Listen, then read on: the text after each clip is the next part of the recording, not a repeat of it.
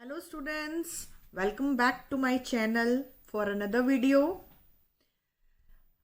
बेटा जो आज मैं आपके साथ ये वीडियो शेयर करने जा रही हूँ, अगर आप बच्चे उसे एंड तक देखोगे तो जो बच्चे कल इंग्लिश के पेपर में अपीयर होने जा रहे हैं उन्हें बहुत हेल्पफुल प्रूव होगी। आज वाली जो ये मेरी वीडियो है इसमें मैं आपको बताऊंगी कि कैसे आपको अपना 60% जो सिलेबस है किस तरह डिवाइड करना है, आप कैसे उसे करें और क्या छोड़ें क्या ना छोड़ें। ओके, देखो बेटा, as you know your syllabus has been reduce to 60%। ये तो अब आप बहुत अच्छे से जानते हो और ये भी आप बहुत अच्छे से जानते हो कि आपका जो सिलेबस है वो 4 सेक्शंस में डिवाइड है। ठीक है, पहले तो आप कोशिश ये कीजिए, आप सिर्फ 60% पे नहीं मतलब अटके रहेंगे।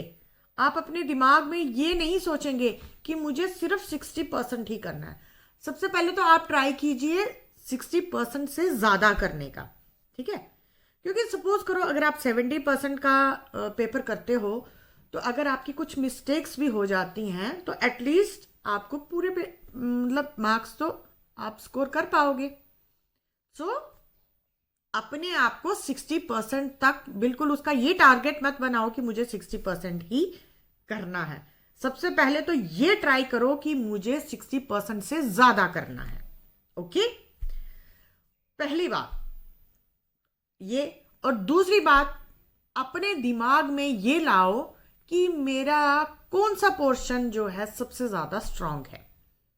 आई मीन टू से कि आप ये सोचिए कि मैं, जैसे होता है ना कि कुछ बच्चे जो है उनका ग्रामर बहुत स्ट्रांग होता है, कुछ जो है उनका लिटरेचर जो है वो स्ट्रांग होता है, कुछ को लिखने में प्रॉब्लम आती है, कुछ को याद करने में प्रॉब्लम आती है। ठीक है, सबसे पहले आप अपना एक माइंड बनाइए, अपना माइंड सेटअप बनाइए कि मैं जो है मुझे ये ग्रामर पोर्शन नहीं करना है या करना है। राइट, उसके बाद जब आप अपना एक माइंड बना लेंगे कि मुझे ये करना है, ये करना है, या ये छोड़ना है या ये छोड़ना है, उसके बाद आप बिल्कुल अपने पेपर में, एग्जाम में उसके अकॉर्डिंगली चलेंगे। इन केस अगर आपको कुछ भी नहीं पता चल रहा है कि क्या छोड़ना चाहिए क्या करना चाहिए, अगर आपने मुझे सुनना है, मेरी माननी है, तो आप क्या करें, फर्स्ट क्वेश्चन को जरूर अटेम्प्ट करें, क्योंकि आपका फर्स्ट क्वेश्चन जो है वो पोइट्री सेक्शन में से है। और पोइट्री जो आपकी पोएम्स है, आपके सिलेबस में अगर 10 पोएम्स हैं, मैंने आपको पहले से बोल के रखा है, अगर 10 हैं उसमें से अगर आप 6 भी करते हैं तो आप मजे से मार्क्स स्कोर कर सकते हैं। ठीक है, आपने कोई 6 पोएम्स ले ली, आपकी पोएम्स छोटी छोटी पोएम्स हैं, मैं बात करती हूँ स्पीकअप पोएम की। फॉर एग्जाम्पल मैंने बात की स्पीकअप पोएम की, बड़ी छोटी सी पोएम है, आप उसे रीड कीजिए, उसकी समरी सुनिए।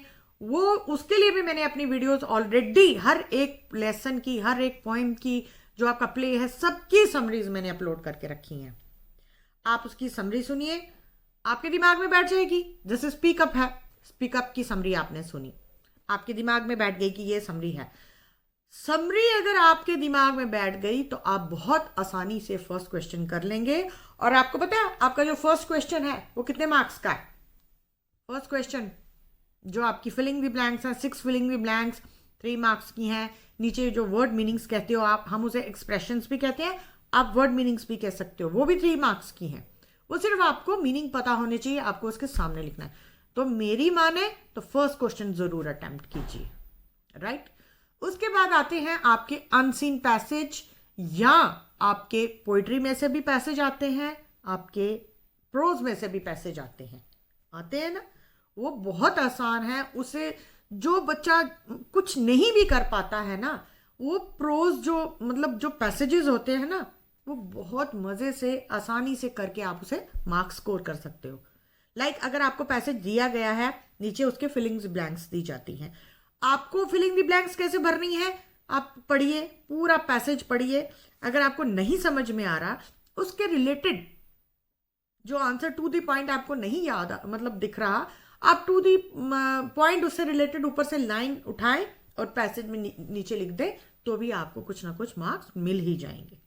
ठीक है, उसके बाद अगर मैं बात करूं लिटरेचर सेक्शन की, लिटरेचर की बात करूं, लिटरेचर में आपके 10 प्रोज में आपके 10 स्टोरीज हैं, जिसमें आपको, अगर मैं आसान भाषा में बोलूं, क्वेश्चन आंसर।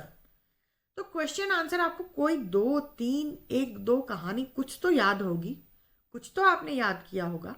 अगर आपने नहीं याद किया, अगर आपको पता नहीं चल रहा कि मैं क्या याद करूं, आप मेरे कहने पे भोली का कैरेक्टर याद कीजिए, मेरे कहने पे नटालिया या चुपकोव का कैरेक्टर याद कीजिए। अगर अभी भी प्रॉब्लम आ रही है, आप मेरी वीडियोस देखिए, मैंने अपलोड करके रखी हुई हैं, ठीक है। वो कैरेक्टर्स 2 याद कर लीजिए, 10 नंबर आपको इसके मिलेंगे ही मिलेंगे, ठीक है। और एक जनरेशन गैप का अभिलेय में क्वेश्चन है, बहुत very very very important question है, आप उस क्वेश्चन को भी कर सकते हैं।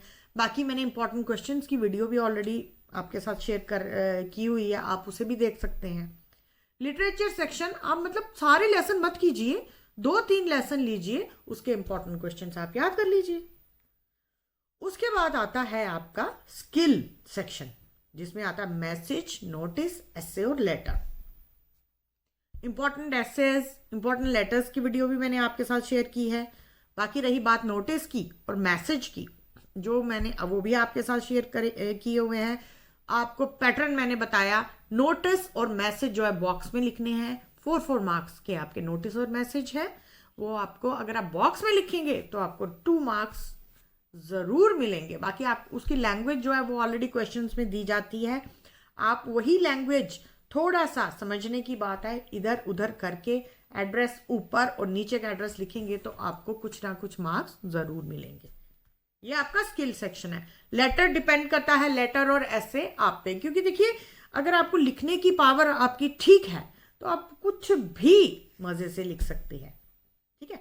क्योंकि हमारे इधर समर जोन में मैंने आपको बताया, इस बार जो अभी रिसेंटली एग्जाम 2020 का बायएनुअल एग्जाम हुआ समर जोन में, जनरेशन गैप का ऐसे आया था। मैं आपको क्वेश्चंस के लिए बोलती हूँ ना कि वो क्वेश्चन बहुत इंपॉर्टेंट है, अभिलेय चैप्टर का है, लेकिन वो इस बार उन्होंने एज अ स्पीच करके लिखने को दिया था, तो वो भी एक बहुत इंपॉर्टेंट टॉपिक है। उसके बाद आई आपकी ग्रामर पोर्शन, ग्रामर सेक्शन।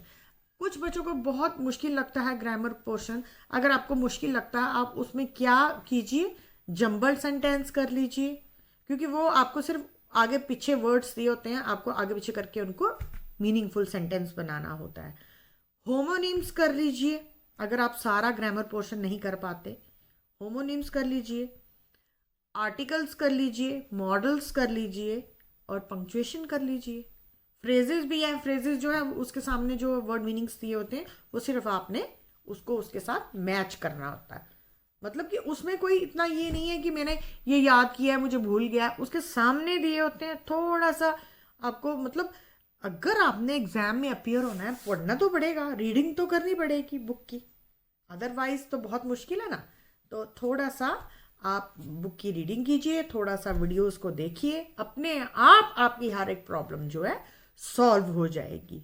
बाकी अगर आपको ये डाउट है कि 60% में से कौन सा पोर्शन छोड़ें, कौन सा करें, ऐसा कुछ नहीं है। आप टोटल पूरे पेपर में से कहीं से भी पूरा 60% का टोटल मिला के आपका 60 होना चाहिए, वो आप कर सकते हैं। मेरी एक बात जरूर याद रखिए, सिर्फ 60% तक ना अपने आपको रखिए कि मुझे 60% ही करना है। कोशिश कीजिए उससे ज्यादा करने का, ताकि आप अगर आपका कुछ गलत हो, कुछ छूट जाए या कहीं ना कहीं से कोई प्रॉब्लम आ जाए तो एटलीस्ट आपके मिनिमम जो है वो 60% बन भी सके। बाकी कल जो बच्चे एग्जाम में अपेयर होने जा रहे हैं उनको बहुत बहुत मेरी तरफ से शुभकामनाएं, best of luck for your exams. और बाकी जो बच्चे हैं जिनका अभी 2-3 महीनों में एग्जाम होगा, या और जो बच्चे मेरी वीडियो सुन रहे हैं, वो मेरे साथ बने रहिए और keep watching my videos. Till then stay home and stay safe.